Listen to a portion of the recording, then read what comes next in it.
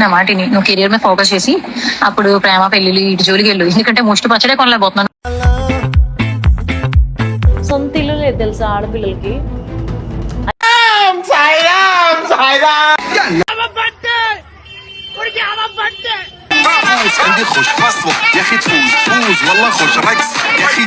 పప్పు చేశానండి, పప్పు చూడు పల్సగా చేసుకున్నానండి. లైక్ చేయండి, సబ్స్క్రైబ్ చేయండి, కామెంట్స్ పెట్టండి, ప్లీజ్ ఎంకరేజ్ చేయండి.